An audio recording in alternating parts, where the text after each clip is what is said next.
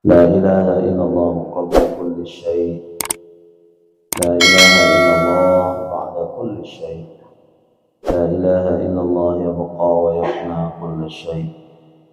اللهم أصلح أمة محمد صلى الله عليه وسلم، وفرج عن أمة محمد صلى الله عليه وسلم، وارحم أمة محمد صلى الله عليه وسلم، وانشر واحفظ وأيد نهضة الوطن في العالمين، وعمر نهضة الوطن الدينية الإسلامية على مذهب أهل السنة والجماعة إلى يوم الدين بحق سيدنا محمد صلى الله عليه وسلم.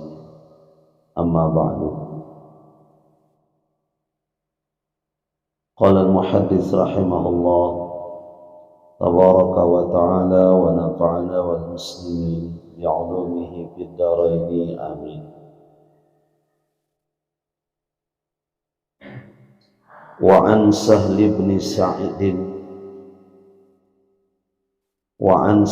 بن سعد رضي الله عنه قال قال رسول الله صلى الله عليه وسلم: أنا وكافل اليتيم في الجنة هكذا.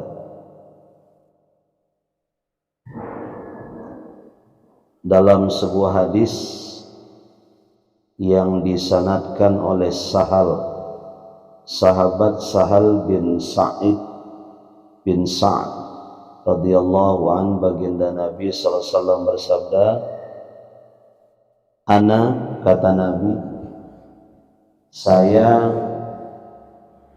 wa kafilul yatim," dan orang-orang yang disebut dengan kafilul yatim. Apa yang dimaksud dengan kafilul yatim, Bapak Ibu? Kafilul yatim itu adalah orang-orang yang memiliki kepedulian atau memiliki perhatian kepada anak yatim. Al-aqamu bi umuri, kata ulama, yang punya perhatian, yang punya kepedulian kepada anak yatim, kepedulian kepada keadaan anak yatim. Itulah yang dimaksud dengan kafilul yatim. Fil jannah, di dalam surga, hakadha, kata Nabi. Wa asyara bis sababah, dengan menunjukkan as-sababah. As-sababah itu artinya telunjuk. Ini namanya as-sababah. Kalau kita menghafal bahasa Arab tentang nama jari-jari kita dalam bahasa Arab, atau jerigi limanta dalam bahasa Arab, telunjuk itu disebut dengan as-sababah. Ini namanya al-ibham. Al-ibham, as-sababah, al-wusta, al-khinsiru, al-binsiru. Ya ngamin dalam bahasa Arab. Ibu jari itu bahasa Arabnya apa? Al-ibham. Al-ibham itu ibu jari. As-sababah, telunjuk. Al-wusta, jari tengah. Al-khinsir, jari manis. Al-binsir, kelingking. Nabi SAW ketika menjelaskan bagaimana dekatnya orang-orang yang punya perhatian kepada anak yatim dengan beliau, menunjukkan telunjuk sama jari tengah. Ana wa kafilul yatim fil jannah hakadha. Aku bersama orang yang punya perhatian, punya kepedulian kepada anak yatim seperti ini, kata Nabi.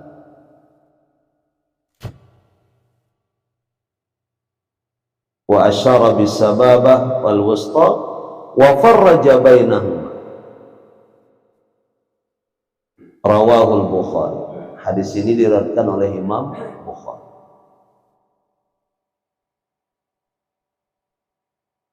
Ini menjadi perhatian sekaligus juga menjadi motivasi bagi kita, Bapak Ibu. Hadis ini pas sekali, Bapak Ibu ya, ketika saat ini tiang mengajak pelunggu untuk berjuang untuk bersama-sama bagaimana kita memberikan perhatian kepada anak-anak yatim kita. Kalau beberapa waktu yang lalu tiang ajak pelunggu untuk mengambil nasihat, mengambil peringatan dari firman Allah Subhanahu wa ta'ala yang menjelaskan betapa tidak baiknya ya, atau kalau bahasa kasarnya betapa buruknya orang yang mengatakan dirinya beriman tetapi tidak memiliki kepedulian kepada anaknya. Sampai-sampai Allah menyatakan dengan kalimat tanya, tapi pertanyaan Allah dalam ayat itu tidak perlu dijawab, di mana Allah menyatakan ara'aital ladzi yukadzibu biddin. Tahukah kalian orang yang tidak peduli kepada anak-anak yatim? Tahukah kalian kepada orang-orang yang menjadi pendusta agama? Fadzalikal ladzi yad'ul yatim. Orang yang menjadi pendusta agama itu adalah orang-orang yang menghardik anak yatim atau menyakiti anak yatim.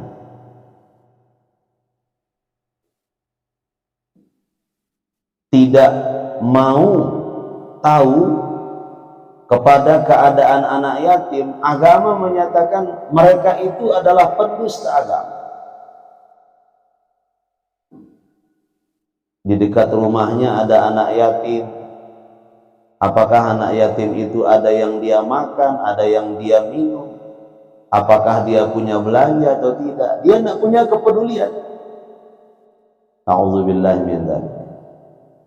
Orang-orang seperti ini termasuk yad'ul yatim, orang yang menghardik anak yatim. Bukan hanya menyakiti dengan cara umpama memukulnya atau menyakiti dalam bentuk tindakan, tidak peduli atau tidak mau tahu kepada keadaan anak yatim. Orang-orang Islam yang seperti itu, kata Allah, mereka itu adalah orang yang menjadi pendusta agama. Karena itu tiang ajak pelunggu sami, Bapak Ibu jamaah pengajian rahimakumullah, beberapa tahun terakhir ini untuk terus berjuang. Kita sama-sama berjuang. Tiang sangat yakin kebersamaan kita yang dilandasi dengan tujuan yang sama, niat yang sama, ingin mengeluarkan diri dari ancaman surah Al-Ma'un ini. Itulah sebabnya tiang memberanikan diri untuk mengajak pelunggu mengasramakan anak-anak yatim kita di Pondok Pesantren Riyadhus Shalihin. Dan dengan dasar ini pula yang memberanikan diri mengajak Pelunggu untuk membangun asrama panti asuhan yang sedang kita laksanakan, yang sudah kita mulai beberapa bulan ini Bapak Ibu. Dan seperti yang Tiang sampaikan kepada Pelunggu kemarin ketika kita ijtima malam Rabu, alhamdulillah pembangunan kita sekarang sedang dalam proses pengerjaan pilar dari asrama panti asuhan, asrama putri panti asuhan kita.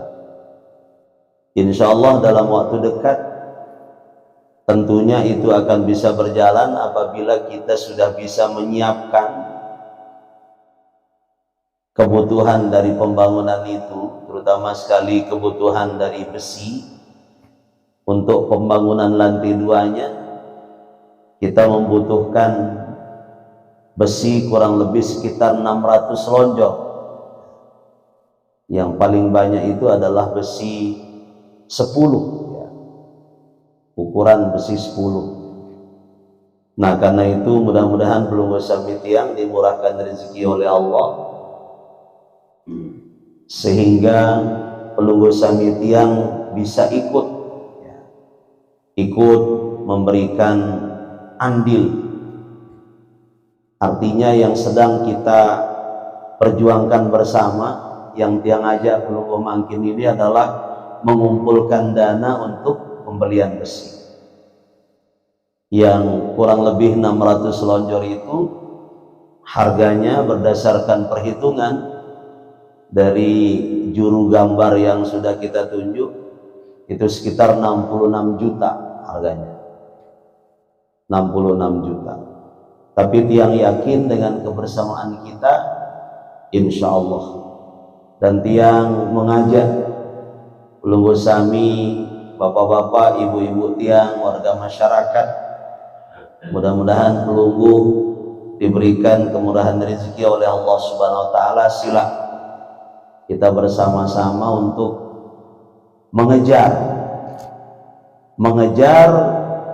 agar kita bisa bersama, mudah-mudahan bersama baginda Nabi Sallallahu Alaihi Wasallam di dalam surga nanti, dan bersamanya kita dengan Nabi sangat dekat, sebagaimana dekatnya telunjuk dan jari tengah. Apa bahasa itu? Nenek tunjuk, nenek apa bahasa? Apa arah jari tengah bahasa? Nih kesempatan kita Bapak Ibu, kesempatan kita ketika kita ingin, dan Tiang yakin percaya semua umat Islam kepingin agar bersama Nabi di surga, karena tempatnya baginda Nabi di surga itu adalah tempat yang sangat tinggi. Lalu kemudian Nabi memberitahukan kita jalannya. Nih, kalau sida pada wahai umatku ingin agar aku dengan sida itu dekat dalam surga, nih loh jalannya. Ayo perhatikan anak yatim kita. Itu jalan yang diberikan oleh Nabi. Maka sekarang Bapak Ibu, kesempatan kita.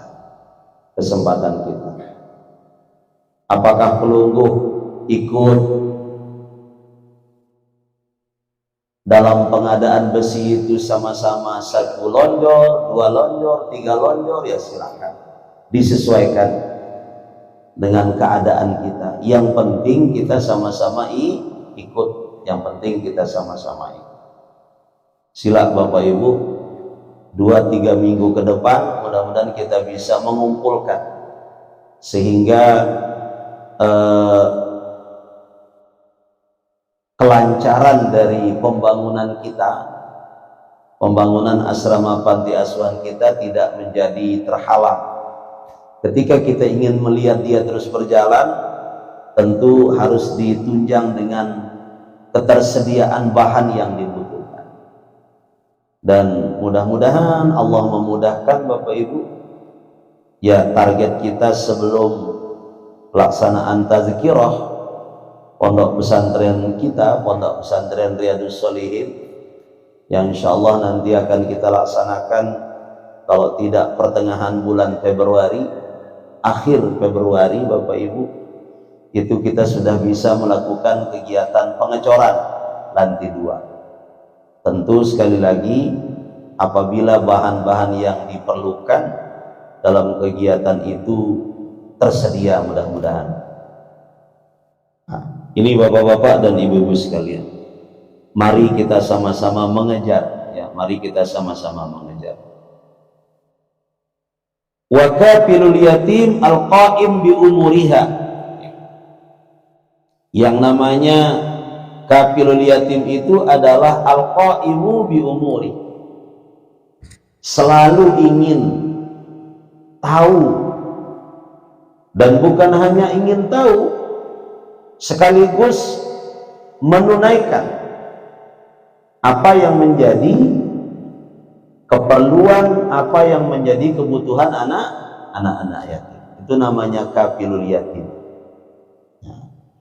Apakah kebutuhan makannya, apakah kebutuhan tempat tinggalnya, kayak yang sedang kita siapkan sekarang ini. Tahaddus binikmatillah Bapak Ibu, memasuki tahun kedua kita mengasramakan anak yatim kita.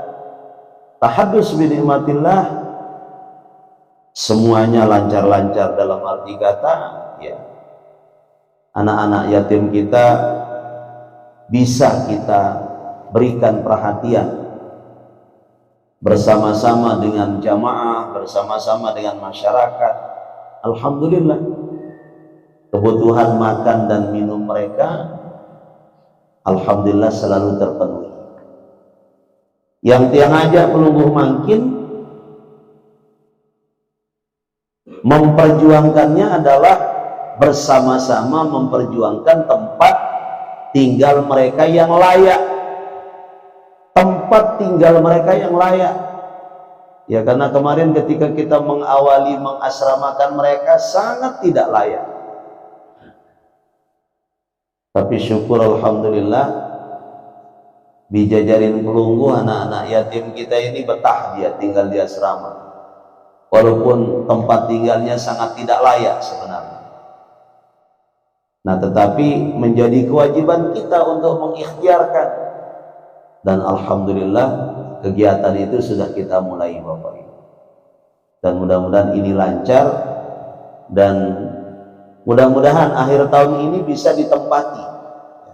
Target kita pembangunan asrama kita ini mudah-mudahan akhir tahun 2023 ini sudah bisa ditempati oleh anak-anak yatim kita. Mudah-mudahan dengan kebersamaan, ya, dan perjuangan dan doa kita bersama Bapak Ibu, mudah-mudahan, dan juga berkah doa anak-anak yatim kita. Anak-anakku para yatim piatu juga yang sedang kita tampung juga terus bantu kami dengan doa. Kalau asrama itu nanti jadi Bapak Ibu, kita juga akan menambah warga binaan kita, warga asuh kita, insya Allah akan kita tambah.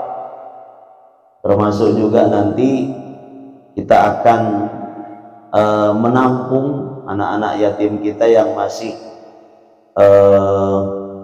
bersekolah di SD atau bersekolah di MI, ya. Kita tidak hanya menampung anak-anak yatim kita yang sudah SMP, yang sudah aliyah, tapi kita juga akan menampung anak-anak yatim kita yang masih belajar di SD dan MI.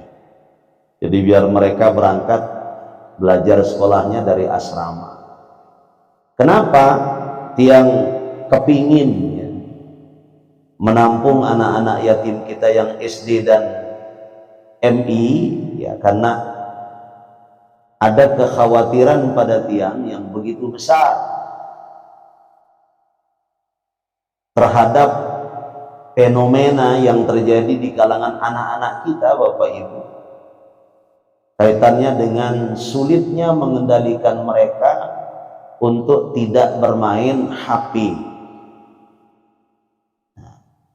Jangankan yang anak yatim, yang punya bapak dan ibu saja kadang-kadang anak-anak kita ini tidak terkontrol. Bagaimana mereka menggunakan HP untuk bermain?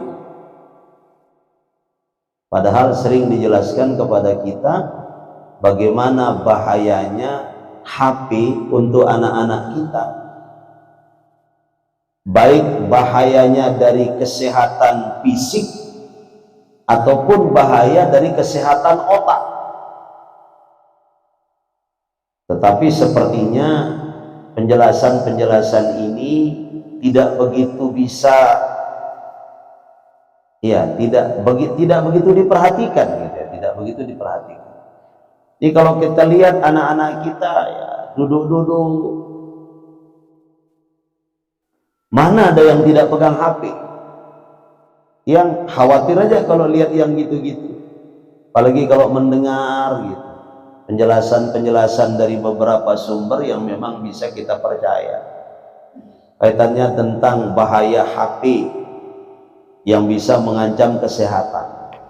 Termasuk yang pikirkan adalah anak-anak yatim kita ini. Nah, sehingga itu pula yang membuat tiang berazam, bercita-cita, dan mudah-mudahan ini dimudahkan Bapak Ibu, ketika asrama kita itu jadi, nanti anak-anak yatim kita yang masih belajar di SD dan MI itu juga nanti kita minta keikhlasan keluarganya untuk kita tampung di sini. Tidak apa-apa walaupun sering dijenguk ke sini. Kalau mereka tinggal di asrama, maka ngajinya mereka juga bisa menjadi lebih terkontrol. Ya, ngajinya mereka bisa menjadi lebih terkontrol. Anak-anak yatim kita yang usia SD ataupun usia MI menjadi terkontrol. Ini yang menjadi niatan tiang Bapak Ibu. Nah, sehingga sekali lagi ayo kita bersama-sama berjuang untuk mensukseskan ini, dan mudah-mudahan dalam waktu yang tidak terlalu lama pembangunan asrama panti kita ini bisa kita rampungkan. Wa an Abi Hurairah radhiyallahu anhu qala Rasulullah sallallahu alaihi wasallam, dari Abu Hurairah radhiyallahu anhu baginda Nabi sallallahu alaihi wasallam bersabda, kafilul yatim lahu aw li ghairihi, perhatian kepada anak yatim, lahu maknanya kepada anak yatim itu secara langsung, kita santuni dia atau kita tampung dia, itu namanya kafilul yatim lahu aw li ghairihi, atau kepada selain dia. Li ghairihi di sini maksudnya Bapak Ibu kata ulama kepada orang yang memeliharanya.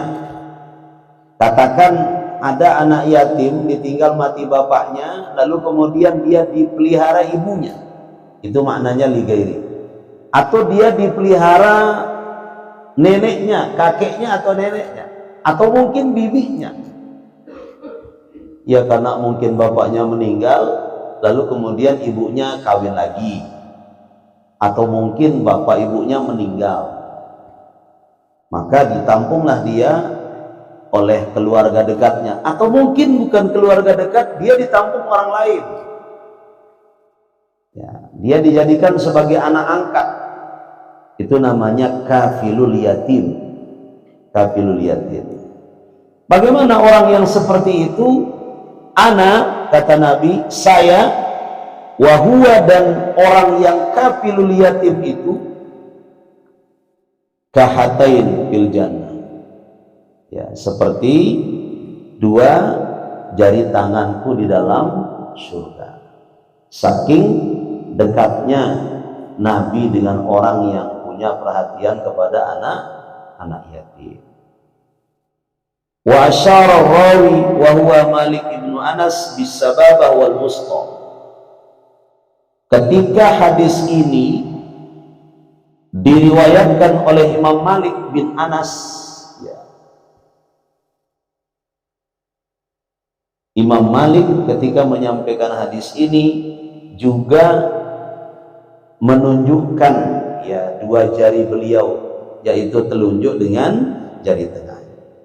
Di Imam Malik mengatakan begini, ya, menyampaikan hadis baginda Nabi ana wa huwa kahatain fil jannah. Imam Malik ini kan telunjuk beliau menunjukkan dekatnya orang yang punya kepedulian kepada anak yatim bersama baginda Nabi sallallahu alaihi wasallam di dalam surga. Rawahu Muslim. Wa qauluhu sallallahu alaihi wasallam, dalam riwayat yang lain baginda Nabi sallallahu alaihi wasallam bersabda, al yatimu lahu auli gairihi ma'nahu qaribuhu.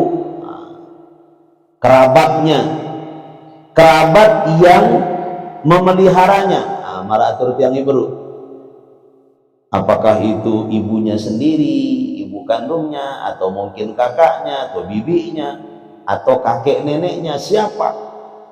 Itu namanya lahu. Auli gairihi bimakna al-ajnabiyyu minhu. Nah, adapun orang lain adalah al-ajnabi, orang yang dengan anak yatim itu tidak punya, katakanlah tidak punya hubungan, tidak punya hubungan nasab, tidak punya hubungan keluarga, tetapi memang orang itu punya kepedulian kepada anak yatim sehingga mengangkat. Ada seorang anak yatim diangkat menjadi anak asuhnya, sehingga dia memeliharanya seperti memelihara anak sendiri. Dia membimbingnya seperti membimbing anak sendiri. Itu namanya ajnabiyyum minhu. Mau qaribnya atau orang ajnabi yang punya perhatian kepadanya anak-anak yatim itu sama. Ketika qaribnya atau orang asing yang memeliharanya itu punya niatan memperhatikannya dengan niat semata-mata karena kasih sayangnya dan juga semata-mata karena Allah, maka akan mendapatkan kemuliaan nanti di akhirat, akan bersama Nabi di dalam surga sebagaimana dekatnya telunjuk dan jari tengah itu, Bapak. Nah, inilah dua hadis yang sampaikan kepada pelunggu dengan berkah di pagi Jumat yang berkah ini. Kita bersama-sama membaca dua hadis ini, maka mudah-mudahan ini akan bisa menjadi motivasi Bapak Ibu bagi kita semua untuk terus memberikan perhatian kepada anak-anak yatim kita. Apakah perhatian kepada makan minumnya, perhatian kepada tempat tinggalnya, termasuk juga perhatian kepada pendidikannya, termasuk juga perhatian kepada kesehatannya, di mana sekali lagi saat ini di pondok pesantren kita, pondok pesantren Riyadhus Shalihin NWDI Dasalakong ini, tiang sedang mengajak pelunggu untuk memperjuangkan itu. Maka mudah-mudahan sekali lagi dengan berkah membaca dua hadis ini, kita akan semakin termotivasi, kita akan semakin kuat, dan mudah-mudahan juga dimudahkan jalan, dimudahkan perjuangan oleh Allah Subhanahu wa Ta'ala untuk menunaikan amanah Allah ini, karena yang ajak pelunggu memperjuangkannya adalah apa yang menjadi ajaran Allah Subhanahu wa Ta'ala di dalam Al-Quran dan juga ajaran baginda Nabi besar Muhammad sallallahu alaihi wasallam di dalam hadis yang mengajarkan kita untuk selalu dan selalu peduli kepada anak-anak yatim kita. Apakah itu anak yatim yang memang keluarga kita ataupun anak yatim yang bukan keluarga kita. Apakah kita memposisikan diri menjadi qarib atau memposisikan diri menjadi ajnabi minhu, tetapi mau qarib mau ajnabi, yang penting punya perhatian kepada anak yatim, sama-sama dimuliakan oleh Allah, dikumpulkan oleh Allah bersama baginda Nabi sallallahu alaihi wasallam di dalam syurga sebagaimana dekatnya telunjuk dan jari tengah.